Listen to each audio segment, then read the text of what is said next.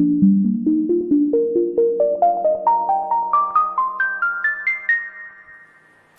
everyone, how are you all? Hope you all are safe.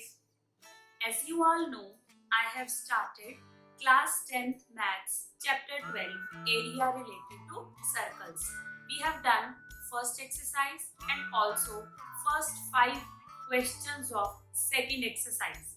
Today we will continue from the 6th question of exercise 12.2.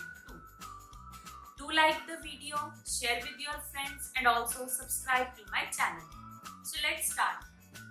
We were doing area of sector and segment of a circle. We have already done some questions. Now in the 6th question, we have been given, if I read the question, it is given that a chord of a circle of radius 15 cm subtends an angle of 60 degree at the center. Circle है हमारे पास, मैंने draw किया है आपके लिए radius 15 और centre पर जो कोड है वो 60 डिग्री का एंगल बना रही है. AB is the chord here and sector angle is 60 degree. We have to find the area of corresponding minor and major segments of the circle. Last video में मैंने आपको जो फॉर्मूलास कराए थे तो सेगमेंट का एक डायरेक्ट फॉर्मूला सिखाया था और मैंने बोला था नेक्स्ट वीडियो में हम इसकी डिटेल करेंगे कि ये फॉर्मूला कैसे है. तो आज हम डिटेल्ड मेथड से क्वेश्चन करेंगे. ये आपकी अंडरस्टैंडिंग के लिए है बट बोर्ड्स में और एग्जाम्स में बेटर है आप डायरेक्ट फॉर्मूला अप्लाई करें. So what is the segment? देखिए ये सेगमेंट है कोड के नीचे का पोर्शन. कोड और आर्क के बीच के एरिया को सेगमेंट बोलते हैं. सो अगर हमें सेगमेंट का एरिया निकालना है हमें सेक्टर के एरिया में से ट्राइंगल के एरिया को सबट्रैक्ट करना.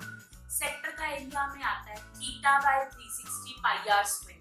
सबसे पहले मैंने स्टार्ट कहाँ से किया है, रेडियस 15, थीटा हमारा 60 है और क्वेश्चन में हमको मेंशन्ड है पाई 3.14 यूज करना है एंड रूट 3 की वैल्यू 1.73 लेनी है.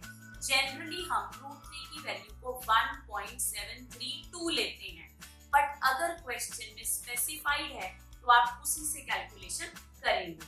तो what is segment? Area of sector minus area of triangle. पहले डायरेक्ट फॉर्मूला लगाकर सेक्टर का area theta by 360 pi are square. Theta हमारा 60 है, पाई हमने 3.14 यूज किया, रेडियस 15, इसकी कटिंग की हमने, ये हमारा सेक्टर का एरिया आया. अब हमें निकालना है ट्राइंगल का एरिया और फिर हम सेक्टर के एरिया में से ट्राइंगल के एरिया को सबट्रैक्ट करेंगे. वी ऑल नो ट्राइंगल का एरिया क्या होता है, हाफ बेस इनटू हाइट.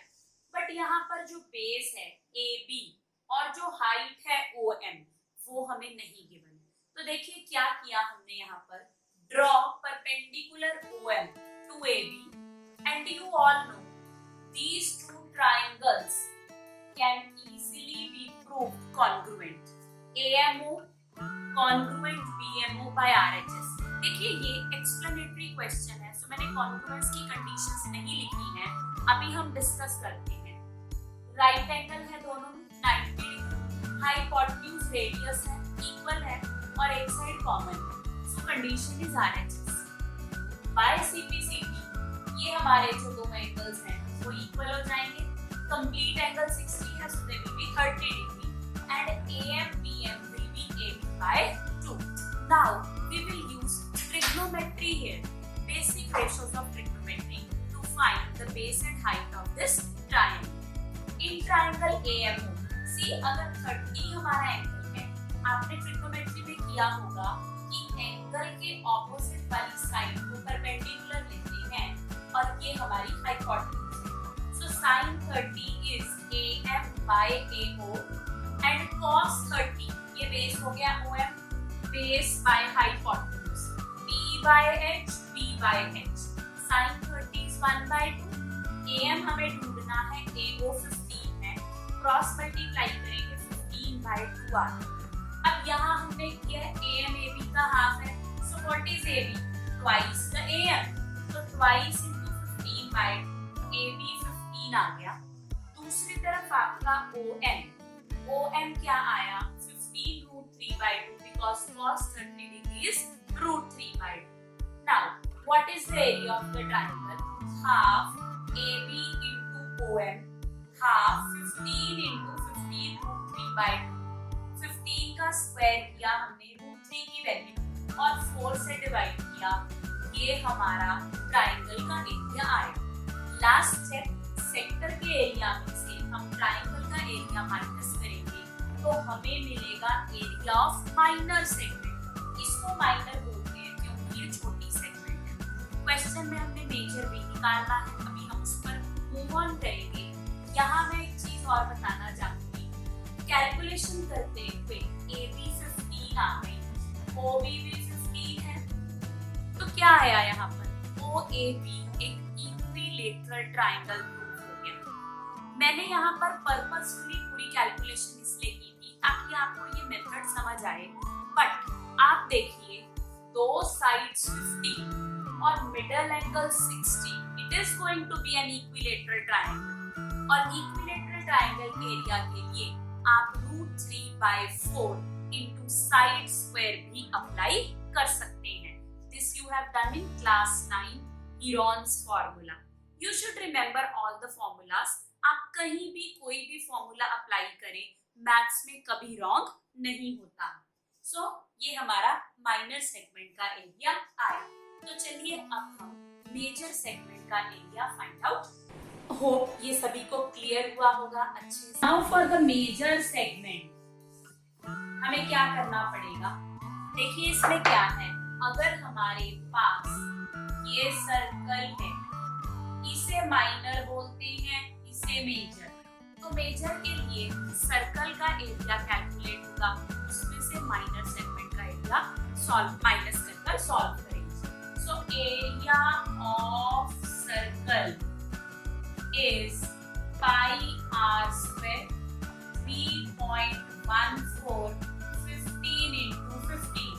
सो हम मल्टीप्लाई करेंगे 25 से, 5 4s are 20, 7 5 3s are 15, 0 8 7s are 15, 8 plus 7 15, 6 plus 2 8 and 7, ये आया 78.50 centimeter square। So what is area of major segment is 78.50 और हमने जो एरिया कैलकुलेट किया था that was 20.4375। So 78.50 20.4375, 5 9 में से 7 गए 2, 9 में से 3 गए 6, 0 8 and 5। So answer is 58.0625 centimeter square। Both the cases में आप आंसर्स को राउंड ऑफ कर भी लिख सकते हैं। रूल डेसिमल का वही जो मैंने पिछली वीडियो में भी बताया था, 3 प्लेसेस तक कैलकुलेट करो और 2 पर राउंड ऑफ। तो ये आंसर एग्जैक्ट ये आएगा बिकॉज थर्ड प्लेस हमारी 5 से कम। So this was our complete question number 6। चलिए अब हम नेक्स्ट क्वेश्चन पर मूव ऑन करेंगे। नेक्स्ट क्वेश्चन पर चलेंगे। A chord of a circle of radius 12 cm subtends an angle of 120 degree at the center। Code है एक और रेडियस सर्कल का 12 है। हमें फिर से कॉरस्पॉन्डिंग सेगमेंट का एरिया फाइंड आउट करना है। कॉरस्पॉन्डिंग सेगमेंट अगर लिखा है तो सिर्फ माइनर सेगमेंट की बात हो रही है। एंगल यहाँ पर 120 डिग्री है, तो यहाँ मैं आपको फिर से शॉर्ट फॉर्मूला बताऊंगी और आप इस क्वेश्चन को प्रैक्टिस में सॉल्व करेंगे। Area of segment is equal to, आप लिख सकते हैं theta 120 degree radius 12 is area of sector minus area of triangle. यहाँ पर सेक्टर अगर हम इसे x लें तो OAXB and triangle OAB। Direct formula है theta by 360 pi r square minus half r square sine theta. हमारी कैलकुलेशन बहुत रिड्यूस हो जाएगी लास्ट क्वेश्चन के कंपैरिजन में, जहां हम पहले परपेंडिकुलर ड्रॉ करते हैं, कॉन्ग्रुएंस लिखते हैं, बेस और हाइट कैलकुलेट करते हैं। ये डायरेक्ट है, तो आप इससे सॉल्व करिए। एक और बात, यहाँ पर एंगल 120 है, तो आपको क्या याद रखना है, sine 120 is always equal to sine 60। अभी हमारी क्लास 10th पर लिमिटेशन एंगल्स की 90 डिग्री तक है, बट आप पूरी 360 डिग्री का पूरा चार्ट क्लास 11th में ट्रिग्नोमेट्री में करेंगे। तो अभी के लिए sine 120 is sine 60 which is √3/2। So put the values and solve this question as practice. Hope it is clear to all of you. Now I will move on to question number. What is question number 8? Let's have a look. A horse is tied to a peg at one corner of a square-shaped grass field of side 15 meters by means of a 5 meter long rope. जैसे बांधते हैं जानवरों को, घोड़ा बांध रखा है, खूंटा जिसको हम हिंदी में बोलते हैं, पेग से। सो स्क्वायर शेप्ड फील्ड है ऐसे। लेट बी, आपको फिगर दी है बुक में, बट आप इसको ABCD ले लीजिए फील्ड को। साइड फील्ड की हमें दी हुई है 15 मीटर्स, और सपोज यहां से इतनी लंबी रस्सी से हॉर्स बांधा हुआ है, तो देखिए हॉर्स इससे आगे नहीं जा सकता, वो ऐसे मूव करेगा। तो आपको वो एरिया निकालना है। You have to find the area of that part of the field in which horse can graze, जिसमें वो ग्रेज कर सकता है।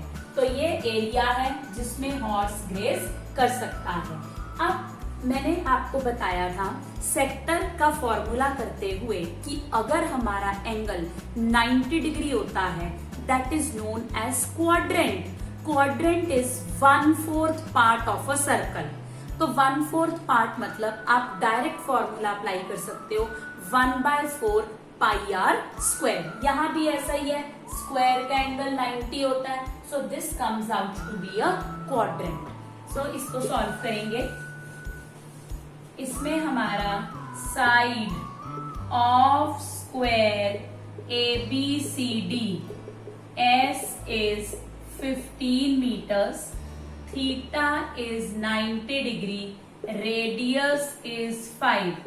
So area in which horse can graze is, इसको नाम दे दो, नाम दे सकते हैं PQ, एरिया APQ, क्वाड्रेंट। तो आप इसमें डायरेक्ट 1/4 पाई आर स्क्वायर, 1/4।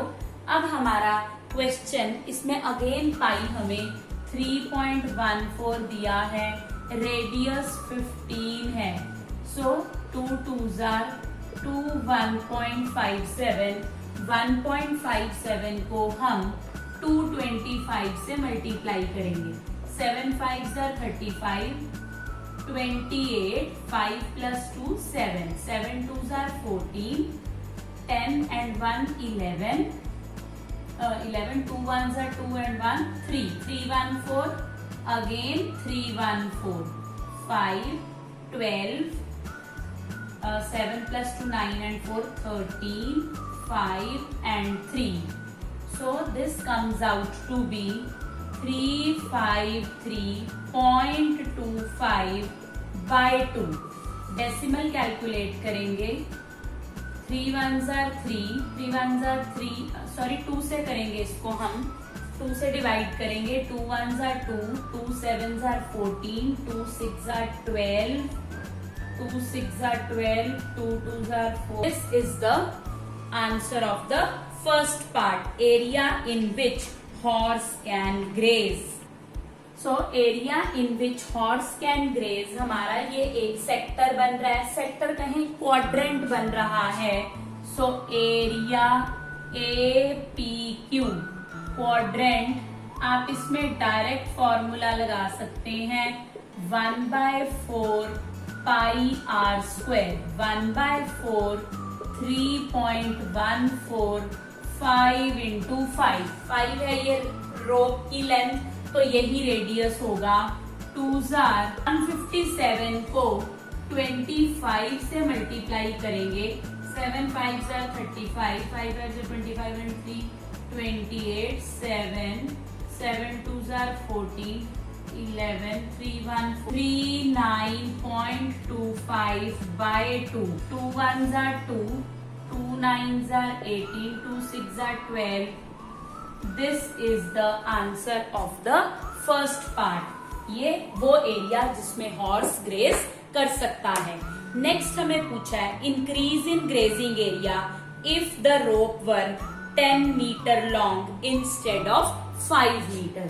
तो क्या करेंगे, इफ R is 10 meters, अगर R हमारा 10 meters है, then area is 1/4 pi R square. ये आपका 1.572, 2 5s करेंगे, इसको 2 से कट करेंगे। नेक्स्ट क्या आएगा, 157 को 7 5s 35, 7 8 5 0, 78.50 मीटर स्क्वायर। ये भी हमारा मीटर स्क्वायर है। तो इसमें increase in area is 78.50 minus 19.625, 19.625, 9 में से 2 गए 7, 14 में से 6 गए 8, 17 में से 9 गए 8 एंड 6 में से 1 गया 5।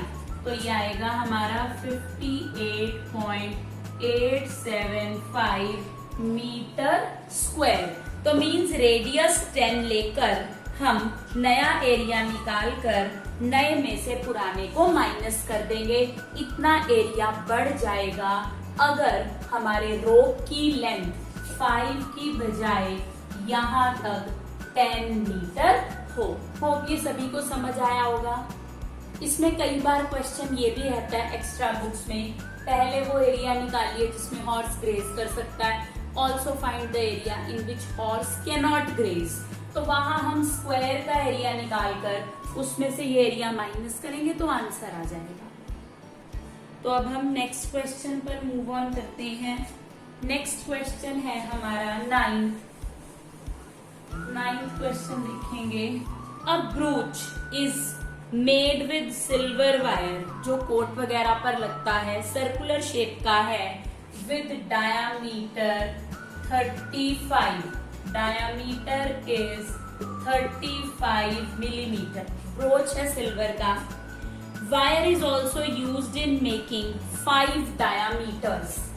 यहाँ पर 5, 2 3 4 5 ऐसे डायमीटर्स बनाए हैं इक्वल, ताकि 10 इक्वल सेक्टर्स में डिवाइड हो जाए हमारा circle 10। Although the figure is not showing them to be equal, but we have to take it as so. Diameter 35 है। Number of sectors हमारे 1 2 3 4 5 6 7 8 9 10।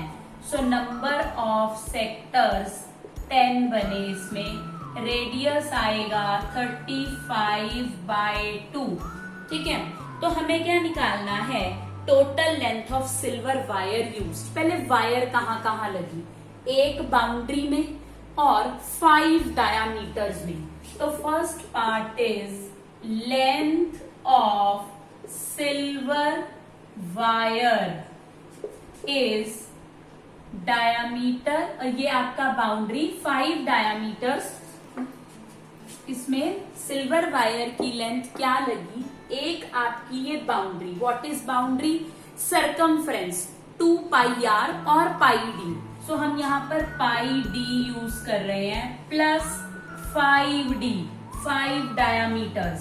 सो 22/7 into 35 plus 5 into 35, 7 5s 110, 5 5s are 175. So the answer is 285 millimeter. Millimetre आएगा, length है, square नहीं आएगा, हम यहाँ कोई area calculate नहीं कर रहे। नेक्स्ट पार्ट है area of each sector. Now complete angle, complete अगर हम देखेंगे, हमें पता है सर्कल में कंप्लीट एंगल 360 डिग्री का होता है। So angle of one sector 360 by 10, क्योंकि सेक्टर्स कितने हैं 10, that is 36 degree. So area of each sector theta by 360 pi are square, 36 by 360 pi, what is the radius 35 by 2, 35 by 2, 7 5s are 2 11s are। अब आप देखिए, हम यहाँ पर इसको 5 से कट कर सकते हैं वेरी इजीली, बट फिर हम 2 से नहीं कट कर सकते, तो हमें इसको डिवाइड तो करना ही है। आप ईदर वे कर सकते हैं। अगर हम इसको कट करेंगे 5 2s are 5, 7s are। Now 11 into 35 is 385 by 4, 4 9s are 36, 4 6 are 24, 10, 4 2s are 8, 5 millimeter square is the answer. So this is our 9th question. Hope आपको ये समझ आया होगा। अगर आपको वीडियो पसंद आए तो लाइक बटन दबाइए, शेयर कीजिए, सब्सक्राइब कीजिए हमारे चैनल को।